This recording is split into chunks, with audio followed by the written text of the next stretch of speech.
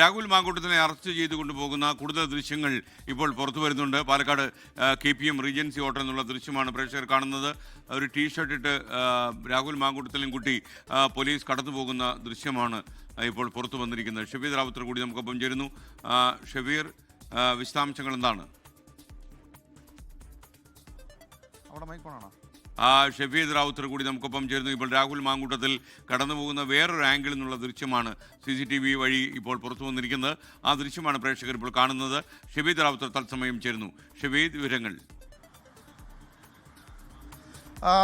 ഈ പാലക്കാട് KPM ഹോട്ടലിന് കേരള രാഷ്ട്രീയത്തിലും രാഹുൽ മാങ്കൂട്ടത്തിൻ്റെ പൊളിറ്റിക്കൽ ഫ്യൂച്ചറിലും ഒക്കെ വലിയ വലിയ പ്രസക്തിയുള്ളൊരു സ്ഥലമാണ്. ആ കൊറിഡോർ അത് സ്വാഭാവികമായി മുൻപ് നമ്മൾ നീലപ്പെട്ടി വിവാദത്തിൽ കണ്ട കൊറിഡോറാണ്.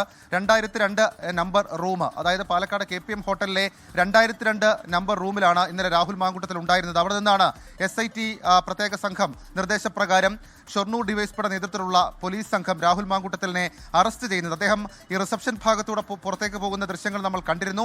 അതിനേക്കാൾ കൂടുതൽ ദൃശ്യങ്ങൾ ഇപ്പോൾ നമുക്ക് ലഭിച്ചിരിക്കുകയാണ്. ദൃശ്യങ്ങളിൽ കാണാൻ സാധിക്കും. ആദ്യം ഷൊർണൂർ ഡിവൈഎസ്പി നടന്നു പോകുന്നു. അതിന് പിന്നാലെ രാഹുൽ മാങ്കൂട്ടത്തിലുമായി മറ്റൊരു സംഘം ആ കൊറിഡോർ വഴി ഇറങ്ങിപ്പോകുന്നതാണ് ആ ദൃശ്യങ്ങളുള്ളത്. ആ അറസ്റ്റ് സ്വാഭാവികമായും ഇന്നത്തെ ഏറ്റവും പ്രധാനപ്പെട്ട ഒരു വാർത്തയും ദൃശ്യങ്ങളുമാണ്. ഈ ദൃശ്യങ്ങൾ അത് നേരത്തെ രാഹുൽ മാങ്കൂട്ടത്തിൽ കാണിച്ച കോൺഫിഡൻസ് ഒന്നും അദ്ദേഹത്തിന്റെ ശരീരഭാഷയ്ക്കില്ല. മാത്രവുമല്ല, നമുക്കറിയാം ഈ ആദ്യ 2 പരാതികൾക്കും ശേഷം കോടതിയിൽ നിന്ന് നോട്ട് ടു അറസ്റ്റും അതല്ലെങ്കിൽ ആന്റിസിപ്പേറ്ററി ബെയിലൊക്കെ നേടിയ ശേഷം രാഹുൽ നടത്തിയിട്ടുള്ള ചില കാര്യങ്ങൾ നമ്മൾ കണ്ടതാണ്. ഈ തെരഞ്ഞെടുപ്പ് ദിവസം, തദ്ദേശ തെരഞ്ഞെടുപ്പ് ദിവസം പാലക്കാട്ടേക്ക് എത്തിയ രാഹുൽ മാങ്കൂട്ടത്തിലിന്റെ എൻട്രിയെ കോൺഗ്രസ് അനുഭാവികൾ ഹീറോയിക് എൻട്രി എന്നൊക്കെ വിശേഷിപ്പിക്കുന്നത് നമ്മൾ കേട്ടതാണ്. പക്ഷേ ഇന്നലെ രാത്രി ഇതാ ഈ ദൃശ്യങ്ങളിൽ കാണുന്നത് പോലെ രാഹുലിന്റെ ആ ശരീരഭാഷയിൽ അത്തരത്തിലുള്ള ഒരു ഹീറോയിസം ഒന്നും കാണാനില്ല. അദ്ദേഹം ഈ അറസ്റ്റ് പ്രതീക്ഷിച്ചിരുന്നത് എന്നുള്ളതാണ് ഏറ്റവും പ്രധാനപ്പെട്ട കാര്യം. മാത്രമല്ല, ചില പോക്സോ കേസുകളുടെ സൂചനകളൊക്കെ പുറത്തേക്ക് വന്നെങ്കിൽ കൂടി ഇങ്ങനെ ഒരു പരാതി വരുമെന്ന് ഒരുപക്ഷെ SIT പോലും കരുതിയിരുന്നില്ല. വളരെ അപ്രതീക്ഷിതമായിട്ടാണ് SITക്ക് ആ പരാതിയും ഇമെയിലും ഒക്കെ എത്തുന്നത്. ആദ്യ പരാതി എന്ന് പറയുന്നത് അതിജീവിതം നേരിട്ട് മുഖ്യമന്ത്രിക്ക് നൽകുന്നതായിരുന്നു.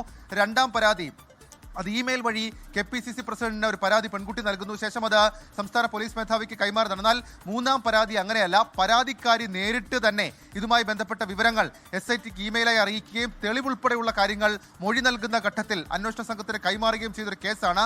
അപ്പോൾ അത് രാഹുൽ ഒരിക്കലും പ്രതീക്ഷിച്ചിട്ടുണ്ടാകില്ല. മാത്രമല്ല, രാഹുലിന്റെ അഭിഭാഷകരും അത് പ്രതീക്ഷിച്ചിട്ടുണ്ടാകില്ല. പോലീസിനെ സംബന്ധിച്ച് അപ്രതീക്ഷിത നീക്കമായിരുന്നു.